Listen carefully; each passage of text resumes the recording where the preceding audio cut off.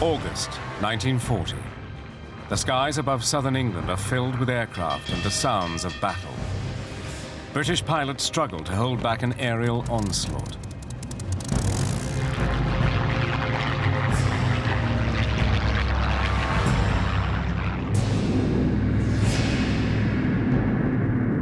Royal Air Force Fighter Command has barely 700 aircraft to resist over 2,500 warplanes the Luftwaffe can send against it.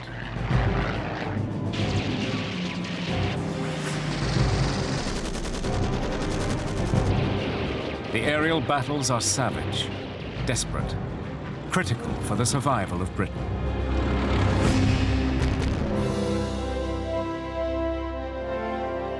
Once more, pilots disperse to their aircraft. Lancaster 94, request taxi. Once more, mighty engines roar as they power up their machines to take to the sky. But this time, it is not to fight, but to remember those who did. To remember those who faced death in war-torn skies. To remember those who outfought a determined enemy and won a decisive victory. This is the Battle of Britain Memorial Flight.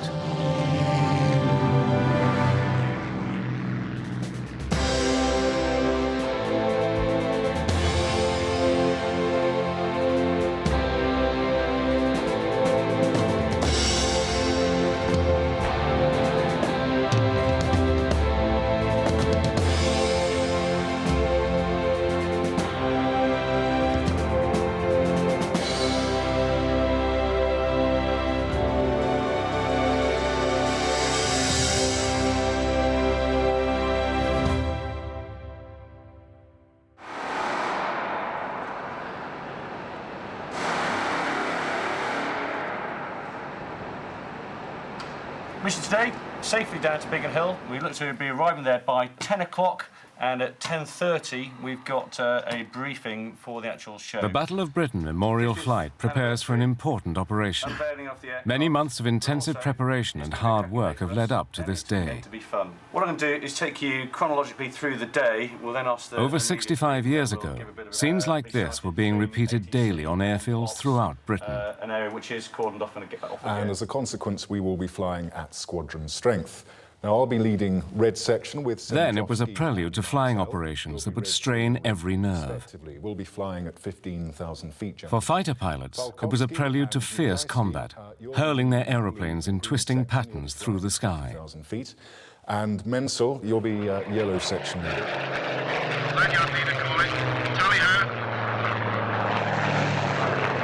As I was opening fire, he opened the throttle and started a zoom climb, and I pulled the nose up to follow him. And at that very moment, all hell broke loose as the other four opened fire on me and went whizzing past one after the other.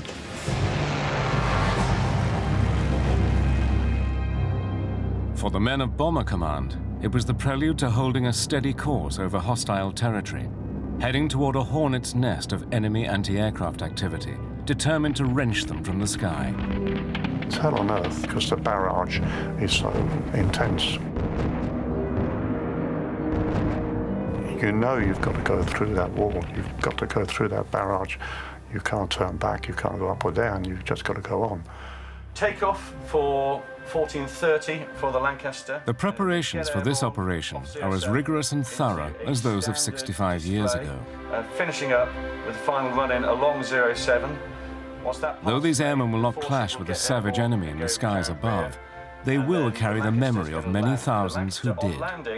Is going to taxi all the way down. The flight serves as a living and breathing memorial. Initially, it was to the Battle of Britain, to the few, the 3,000 that fought through the Battle of Britain, 800 of whom died in the Battle of Britain, and a further 800 died during the war. With the arrival of the Lancaster in 1973, it then became very much more a focus on the Second World War period. I still get a tingle up my spine in reverence to those people in the Second World War. Some 56,000 airmen of Bomber Command alone that were lost. I think a lot of it is to show due respect and deference to the aircrew within the Second World War who gave their lives and fought so bravely for our country. Freedom does have a price. The flight stands for, in my mind, everything the RAF exists for. You had a young bunch of guys that went against an enemy they'd never seen before, with very little experience, and they fought with total courage and dedication. It is seen now as a living, breathing tribute and memorial to all those who've died in the service of this country in the air since the inception of air warfare to the current day. What we have in the hangar here is 2 Hurricanes, both of them Mark IICs. We have 5 airworthy Spitfires and a 6th on rebuild. The Lancaster, a Dakota, and 2 Chipmunks, so quite a haul really, 12 aircraft in total. 12 aircraft and 25 full-time engineers. Only 2 engineers per aircraft. That's with 5 different types and 4 different engines. That's a hell of a lot of good value. If you're in the Air Force and you're flying, of course, this is what you would love to do. The Battle of Britain Memorial flight is just such a privileged position to be in, to be flying fighters that have flown in World War II and everything that stands for. Just flying these things, you know, that is the ultimate as far as I'm concerned. This is a voluntary job, which I have to do in my own time, but what a job it is. It is hard work. It is also good fun. It's good fun. It's very rewarding at the end of the day to see the aircraft fly. And 2007 is a special anniversary year for the flight itself. 50th anniversary of the Battle of Britain Memorial Flight. Formed 11th of July 1957 down at Biggin Hill. Formed with 4 aircraft. This one you see behind me, LF-363, a Mark IIC Hurricane, and 3 Mark 19 Spitfires. This year, as part of our 50th celebrations down at Biggin Hill, we're going to be flying those original 4 aircraft together. With the date of the anniversary display at Biggin Hill approaching, the flight's maintenance crews are hard at work. Each machine undergoes extensive servicing to ensure its airworthiness. If you look at the hangar during the winter, every single aircraft will be up on jacks, the wheels and the legs taken off, all the cowlings will be stripped off so that all the pipe work and all the wiring can be checked, and they go through a quite rigorous series of inspections each year. You can't just remove a component, find that it's no longer worthy of flight, and just go away and get a new part. You've got to use a little bit of initiative and fix the one you've got. Spare parts for the aircraft are not unlimited. There are distinct problems with acquiring certain parts. For the airframe, we've access to full sets of drawings and most components can be remade. For the engine, it's a slightly different story in that the engine relies on original parts, predominantly on original parts. In addition to carrying out meticulous servicing on all 12 machines, one aircraft is scheduled to undergo an important major overhaul. It is the largest aircraft of the flight, the Avro Lancaster 4-engine heavy bomber. A Lancaster is one of only 2 Lancasters flying in the world. This particular Lancaster was built in Chester in mid-1945, and it saw service out of the Tiger Force in the Far East. The Lancaster will go into major servicing, which tends to be done outside in industry, simply because we do not have the manpower in here to do it ourselves. It's a major operation involving many hours of complex work, which must be completed on time while adhering to precise and rigorous safety standards. It's a long period, starting from generally the back end of September, where the aircraft come into the hangar, all the panels are removed, and we go into a set schedule of routine maintenance, inspections, removing items and components to check for serviceability. And then we move forward onto repairing those components or repairing parts of the aircraft. The biggest headache of any task like this is, especially with an aircraft of this era, this vintage, is where do we get spares from? Who can actually carry out some of the maintenance activities that are required? For a jet engine, there's a lot more known about them, so you can get advice from the manufacturers if you're really stuck with the problem. Or there's usually enough knowledge around to glean the information that you need. On these aircranes, it's a little bit different. Some of the engineering aspects on the Lancaster, it really is back to basics. We're talking nuts, bolts, washers, rivets, old-fashioned rivets. While the huge aircraft is stripped back to its alloy skin, allowing close examination of its airframe, most of its systems and components are removed for detailed inspection. You've got to undo all the bolts, undo all the nuts, take everything out, disconnect wires, disconnect cables, take the component out, and then you've got to put it back in again as well and do the reverse process. And it really is back to good old-fashioned engineering.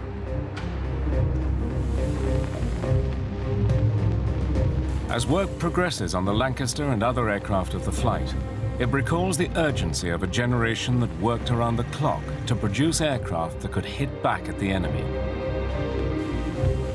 Wartime priorities meant aircraft had to be produced at speed and in large numbers.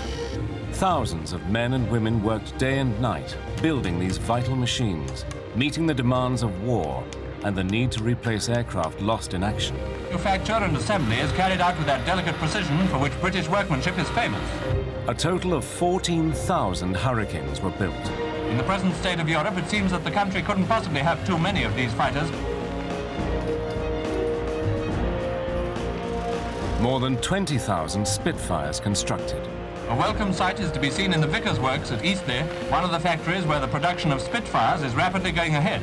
Over 7,300 Lancasters were produced. The RAF is depending on them for Lancasters, more Lancasters, and yet more Lancasters.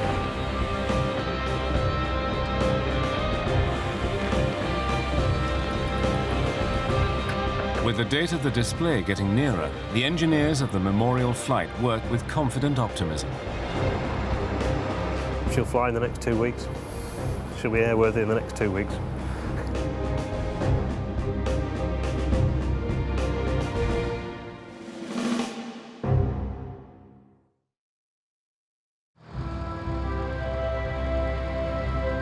As the date of the flight's anniversary display approaches, mechanics work on the aircraft with the same care as their predecessors.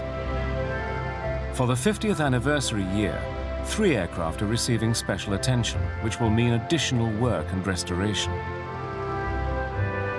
While many of the flight's fighter aircraft have seen combat in the Second World War, the Mark IIA Spitfire of the flight, P7350, is the only Spitfire still flying to have actually fought in the Battle of Britain.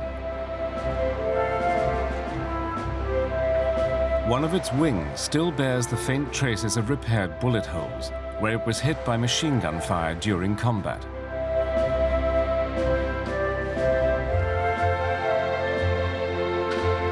It will adopt the markings of the aircraft flown by Basil Gerald Stapleton of 603 Squadron, although he was better known by his nickname. My nickname was Stab Me, and I received that nickname because I used to post up on our dispersal board a cartoon of Jane. She was the lady who was always taking her clothes off.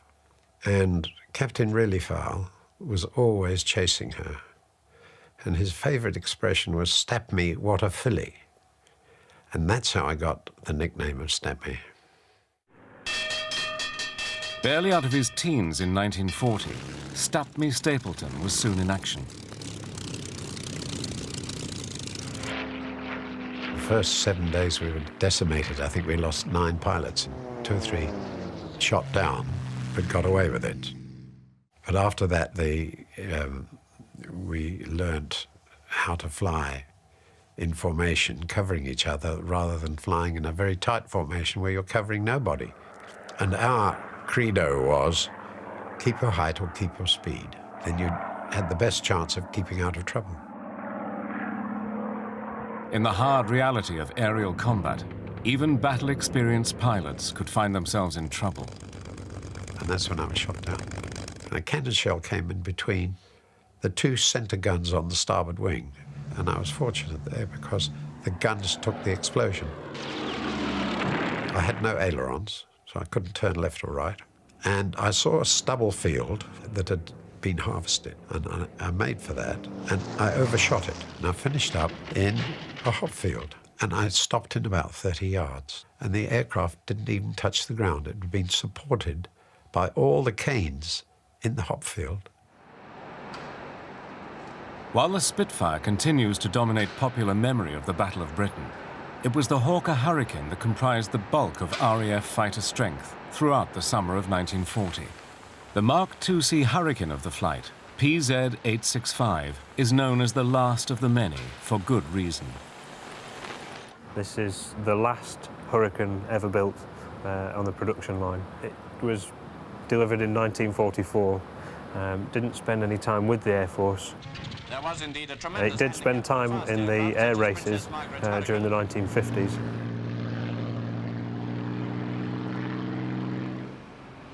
In wartime, the Hurricane would fill many roles and achieve a large number of kills. Many of those kills would be credited to pilots who had escaped from Nazi-occupied Europe. Flight Lieutenant Karol Kutlwasser, the Czech night fighter pilot. One such pilot was Flight Lieutenant Karol Kutlwasser, who had escaped from Czechoslovakia. He would become the RAF's highest-scoring night intruder. Flying alone, by night, Kutlwasser would shoot down enemy bombers over their own bases, earning him the DFC and the nickname Cat's Eyes.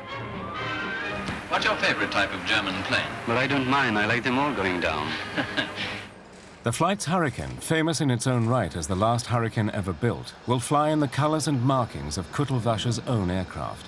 It is a faithful representation, from Night Reaper painted on the nose to the black insert on the port wing, a replacement panel used to repair flak damage incurred when Kutlwasser shot down 3 enemy aircraft in a single night. Hitler promised to raze the cities of Britain to the ground. Amidst the harsh surroundings of their bombed-out homes, the mood of the British people was grim but determined. You think we ought to bomb Berlin the same as they're doing to us in London? I definitely do, sir. Bomb them tenfold.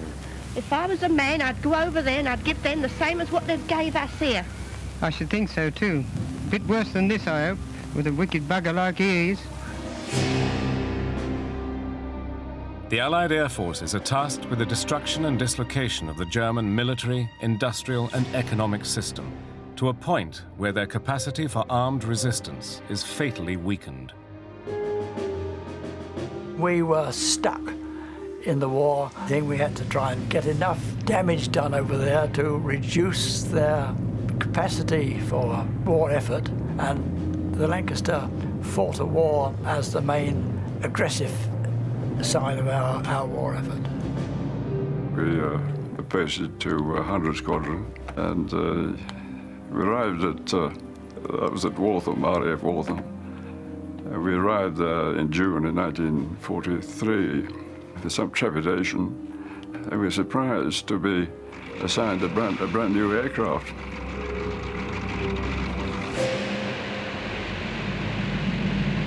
After a while, we decided to christen it the Phantom of the Ruhr, as the Battle of the Ruhr was in full swing at the time. Now, we venerate and respect all the aircrew and the servicemen of those days. For this anniversary year, the flight's Lancaster will be repainted as the Phantom of the Ruhr, commemorating those who didn't return. A new color scheme is unveiled by Ron Clark, pilot of Phantom of the Ruhr.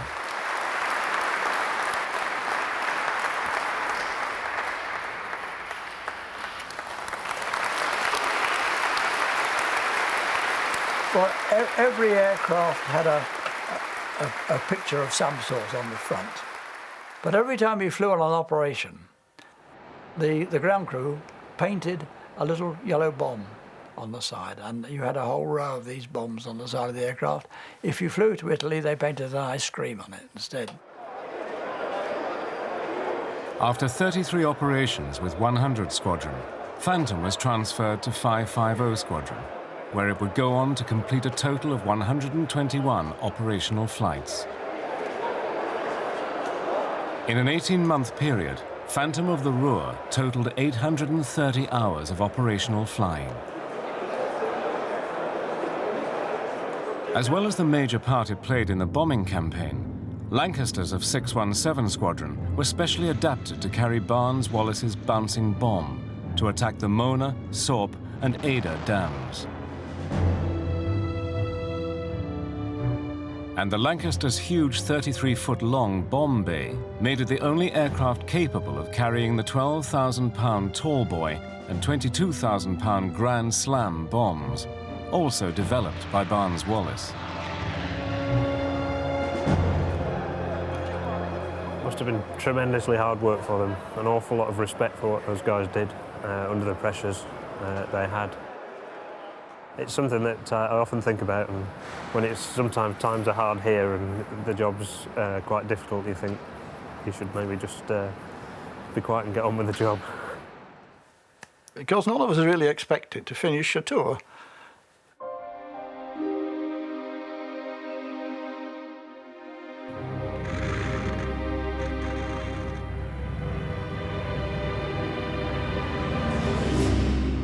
Suddenly, the bomb aimer is telling the pilot, steady, ready, right, left, steady, hold it.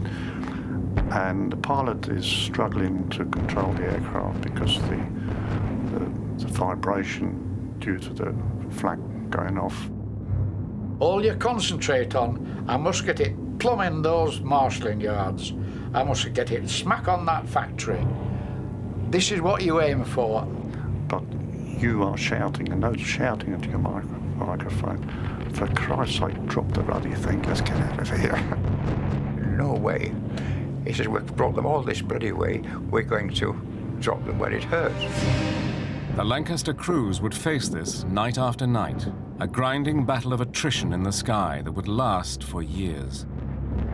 I read a phrase in a book which I always remember, and it says, to joyride in a Lancaster is sheer pleasure, to operate a Lancaster is sheer terror. I wouldn't ever believe an aircrew member who would say he didn't have fear. Fear was there all the time, but you had to somehow control that fear. I was 22 at the time, and the old man of the crew was the mid-upper gunner, and he was 29. Which you always thought was rather old, and the rest of us are in our early 20s. Everything went dead quiet in the morning because the padre and the intelligence officer would come and empty a locker, and you'd think, well, hard luck, lads, they're not coming back. But it wouldn't prevent you from even thinking of not doing it again the following day. I mean, you just have to do it, you know. Over half of the aircrew that served in Bomber Command were killed in the course of the long campaign. It was the highest loss rate in any of the British Armed Forces. For this anniversary year, the Lancaster will carry the codes of both squadrons it flew with. Along the port side will be the marking of 100 Squadron.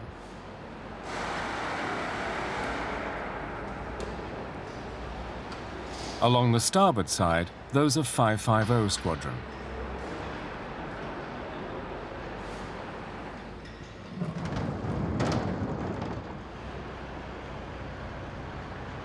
The pace quickens as the date of the Biggin Hill Air Show approaches.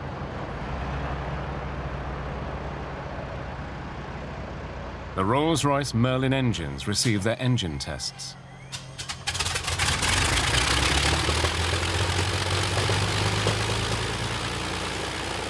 Any faults at this stage will threaten eagerly anticipated public appearances.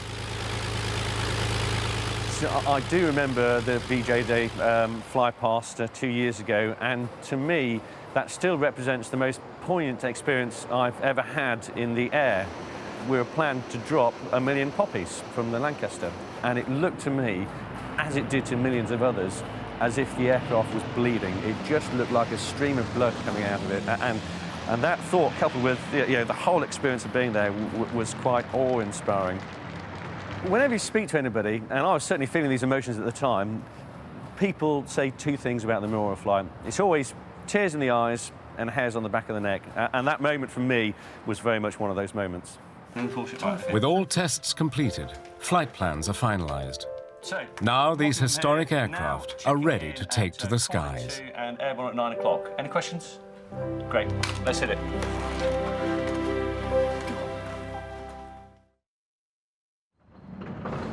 After many months of preparation, the aircraft are ready for the flight to Biggin Hill and the display that will celebrate the 50th anniversary of the memorial flight. These historic machines are a far cry from those their pilots have previously flown. I've done operational tours on the Jaguar in Germany and the Tornado in Germany. I went on to the Qualified Weapons Instructor course, moving out to Germany at the end of '92 for 3 years as the Qualified Weapons Instructor on 4 Squadron at Larbrook. We were very, very busy there. We started doing operations in Iraq and followed by Bosnia. I flew the Harrier, the new version, GR5, GR7, for 17 years before being very fortunate being posted here to Coningsby. The aircrews of the memorial flight are all volunteers, selected for their expertise and ability. However, regardless of rank or experience, they must undergo extensive retraining. Before you get your hands on these priceless beasts, you've got to prove to yourself and to others that you are capable of being let loose with them. I am the junior pilot. I am the JP again. It is like starting again in some respects. It really takes you back to when you first went through pilot training. And they have vices. If you get it wrong, they will bite you, and that's it. Because they're actually quite difficult to handle. They can be very unforgiving of mistakes, and they do require very, very special handling. You have to learn a lot of your flying skills again, and you have to learn new flying skills. The Hurricane I found surprisingly heavy. Now, I'm a Spitfire virgin, and I hope I will never become a Spitfire snob, but I understand that it's not quite as heavy compared to a Typhoon, for instance. With these aircraft, you have to learn to use your feet, you have to learn to use your rudders, and you have to understand the influence that a propeller has on an aircraft as against a jet engine, because they're completely different. Obviously, there's no simulators, there's no two-seaters. It's a matter of learning your checks, pat on the back, and off you go. So, trepidation, very daunting, but a unique experience. The first time I flew this aircraft, you're talking to a guy with 3,000 fast jet fighter hours under his belt. It was sensory overload. All those hours of experience where you build that allows you then to free up mental capacity to focus on what the differences are. Tailwheel, old aircraft, don't crash it. Finally, months of engineering work, years of flying experience, and many hours of practice are about to come together as the aircraft prepare for their separate departures. I think I'll feel a reasonable amount of nervousness and apprehension as soon as I get into that work routine.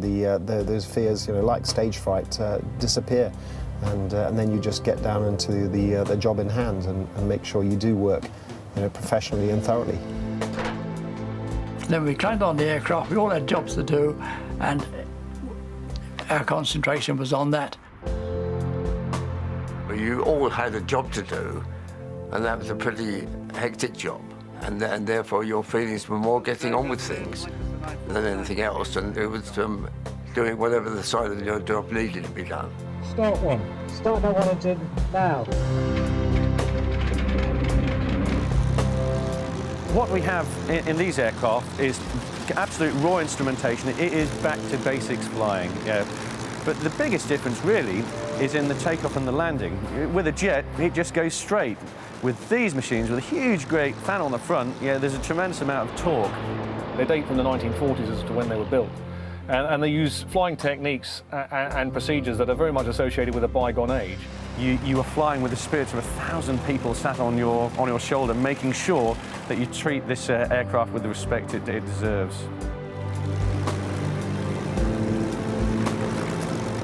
Sat in the cockpit with the aircraft on the ground, tail down, you can't see forward particularly well, so manoeuvring on the ground is difficult. For the bomber pilot, taking off was a powerful and controlled effort to lift the giant aircraft and its bomb load off the runway and begin the laborious climb away from its base. It's a bit of a devil to take off with a heavy bomb load because it builds up speed slowly, and you really got to get the throttles fully open, and it's a very heavy aircraft to lift off the ground.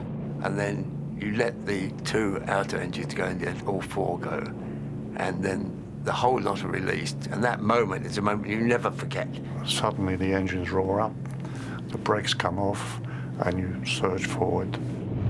And as you're opening the throttles, the flight engineer has got his hand behind them, helping you to push them fully open. And the roar of these motors is something I just can't explain over here. It's absolutely fantastic, the power, and racing along the runway, fighting against the force of gravity, and straining, and you're wondering whether you'll ever get off at the end of the runway with 20,000 pounds of bombs. Because the aircraft wants to weathercock into wind. So as long as you are aware and are ready for the aircraft swing on takeoff, that's not too bad. And it starts to bump up gradually. Is she going to win? Is she not going to win? And then before the end of the runway, where incidentally was our village church, you'd wonder whether you get that clear. And just before you get it clear, and vroom, and you'd be up like a lift going up. And in all that time, you had the consciousness of being surrounded by this sound of the Merlin engines. You raise the undercarriage and gradually climb away. Once you're in the air, it is fairly good to fly. It's not hard work at all. A lot of the stuff is trying to keep one step ahead of the aircraft. Looking after the engines, what power settings need, what configuration the aircraft needs to be in, and just trying to anticipate and keep ahead of the captain's needs as well.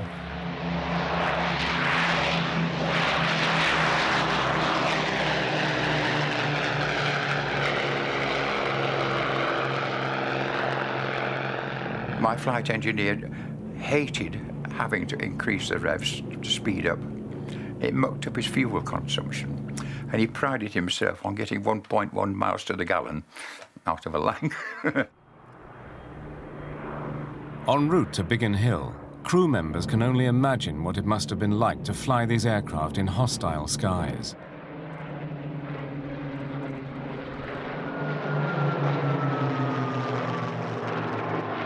The overriding thing is that they're probably being fired at, whereas the only thing that gets fired at us are flash guns this day. When we land, we meet the audience of an air show. If they landed or crash landed, they're going to be shot at. So there is a heck of a difference between flying in wartime and flying in 2007. When we're completing a display and a Spitfire is tipping in to rejoin on the Lancaster, you see it turning in on you. And you imagine that being a Messerschmitt or something coming in on you to attack. It's a very foreboding sight to see this fighter coming in to engage you, and you're in his sights, and there's virtually nothing you can do. That's when the fear kicks in. The rear turret was a vulnerable point of the aircraft because that's what the enemy aircraft would try and get rid of first. Searchlights could be a problem. And they had what is known as a master searchlight, which was a blue searchlight, which suddenly latched onto you and it's radar controlled and you couldn't dodge it. And then it used to take 15 seconds for the first shells to arrive. And there was a terrific explosion, a great flash of light just beside us. And we immediately went into the corkscrew to get out.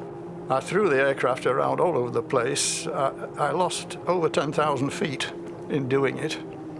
I got down from 21,000 down to 10. Then I got out of it. We were hit various bits of scrap metal on the way down. Proudly carrying the weight of history and the memory of their fellow airmen, the flight leaves for Biggin Hill, an historic frontline fighter station in the Battle of Britain.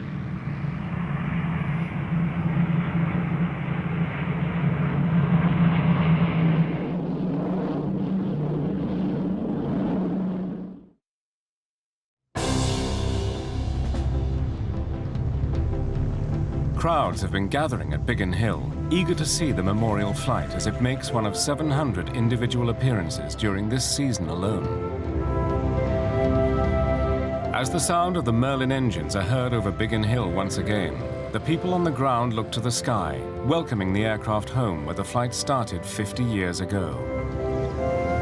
The landing is just a question of getting the aircraft exactly on the centre line, on the correct glide path, on the right speed, and coming over the threshold at about just under 90 knots with -6 power set, with a nice rate of descent, and just getting the wheels 2 or 3 feet above the runway and a nice gentle cut on the throttles. If you achieve all that, you have a nice gentle touchdown. If you get it wrong with these balloon tyres, you can easily bounce it, and when you're flying in front of 20,000 people, it can be quite embarrassing. The 4 Merlins together, they sound like an orchestra. The sound is like nothing else. So the sight and the sound combined is a very powerful experience, and one that appeals to all generations. Why? Because it's so evocative. It is so linked to an era, a period in history. We've just come today because we follow the memorial flight wherever it goes. We came specifically for this because of the memorial flight. It's something that we shouldn't forget. They should keep it flying for as long as possible in order that people can remember what this country did for all those that are around today. It's flying history. You just can't miss out on a day like this. You know. More history is passed down to, and more children, young children can see all about this and can be reminded of history and taught about it, what happened in the war, then I think it's brilliant. Particularly with the Spitfire and the Hurricane, which were 2 iconic symbols of the Battle of Britain, and the Lancaster as well. I think it's very important that we still keep it flying. Without the sacrifice of all the sort of pilots and bombers and so on and so forth during the last war, we wouldn't all be here doing this. It's good to come back and remember those that fought for our freedom. The public here today are paying tribute to the wartime RAF, not only for defeating the enemy that threatened their freedom, but also for their contribution to the development of modern military operations. But not all wartime operations were aggressive. Some were to save lives in occupied Europe. A couple of months before the war finished, and there we were faced with something totally different from our normal job. That period of the war, the Dutch, particularly in the western part of Holland, were starving. And you had kids actually were dying, and so the Dutch and the Germans agreed with the English that the English would drop food, and the only things with the size and the ability to drop anything were Lancasters. Permission was granted provided the planes flew out over the North Sea at 50 feet. And it was so close to the channel we could always feel the splashes coming up.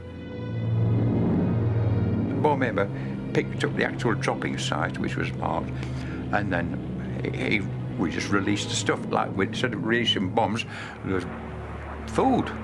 I shall never forget this site in my life. They had got up to every roof, every top, every veranda they climbed up, and they had got pillar slips and white blankets and so on, and they had spelled out on the rooftop, "God bless you." There were tears in their eyes, I can tell you that.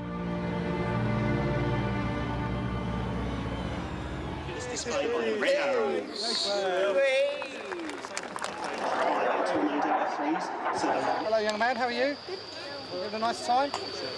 The public response is overwhelmingly in support of what we do. They love the aircraft. I very much support the interest they take, and I love it when they come up and people ask us to sign brochures, which is all part and parcel of doing it. It's a great honour and privilege to do it.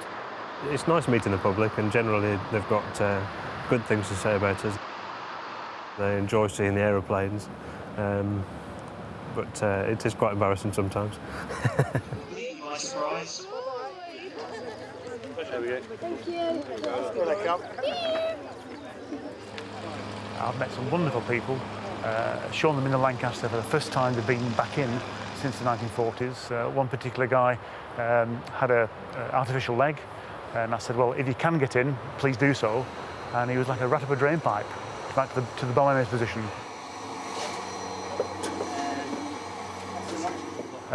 He spent several emotional minutes in the front there, and then when he'd finished, he said, I'll just close my eyes and see if I can make my way out.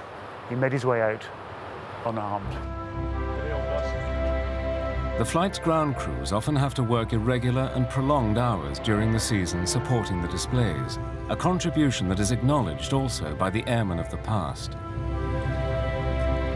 We couldn't take off without them. We couldn't fly without them. We couldn't bomb without them. We couldn't get back without them. We got the kudos, we got the flights, but they were the boys who were 100% necessary.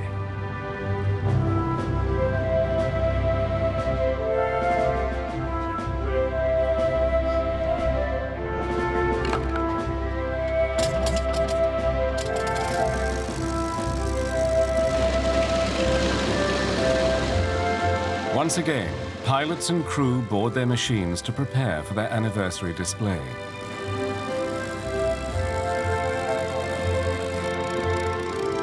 For squadron leader Stupney Stapleton, there is a very special reunion. One Spitfire of the flight carries the markings of the aircraft he flew in the Battle of Britain. I think it's a good thing to keep it alive. It's a good thing to keep it alive. I'm patting myself on the back because the one I crash landed was repairable. As the pilots of the memorial flight embark on their display, they are fulfilling the purpose of the flight and its motto, lest we forget. The motto of the flight is lest we forget, and very apt it is too, because the whole basis of keeping the memorial flight alive is to keep the memory of those crews who valiantly gave their lives in the Second World War alive as well.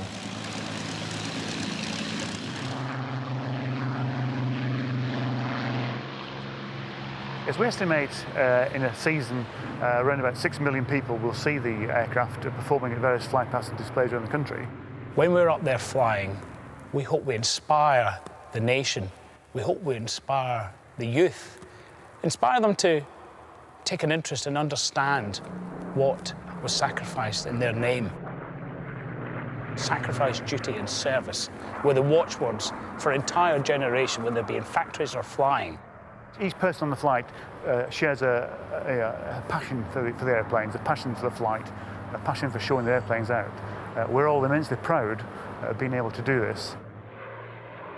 If you'd ever told me many years ago that I would be in the position I am now, where I not only fly, but teach people to fly the Lancaster as being the RAF's only qualified flying instructor on the type, what a position to be in, and what a privilege and honour it is to do it. It's unbelievable, really. Although I hadn't told the RAF at the time, my ambition all the while was to fly the Lancaster bomber, as that had inspired me to join the RAF in the first place.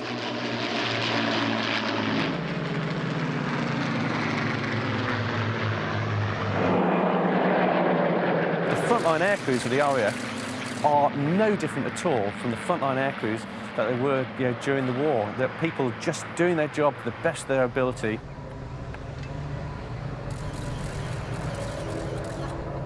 I think I'm exceedingly lucky, exceedingly privileged to have the opportunity and the honour of doing something like this. I'm a firm believer in keeping the memory alive. I do believe of what the memorial flight is all about.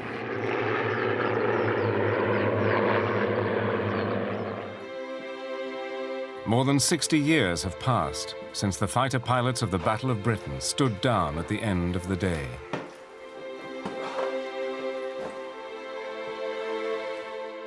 And the crews of Bomber Command would begin their long and dangerous missions over enemy territory. The memorial flight will ensure their memory is kept alive. They stir the soul when they're in the air, and I think it's very important that people can relate to the Second World War and the outcome, and specifically the lives of the aircrew who fought in the Second World War, so that we can live the life that we live today.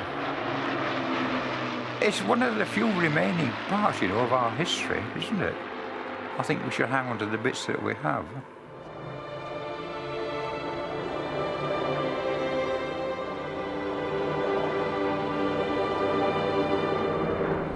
represent an expression of a period which couldn't have been more important in our history. You remember the aircraft, you remember people who were in them. Battle of Britain Memorial Flight should be there forevermore. We will keep these aircraft flying, we will look after them, we will service them, and we'll keep them flying indefinitely.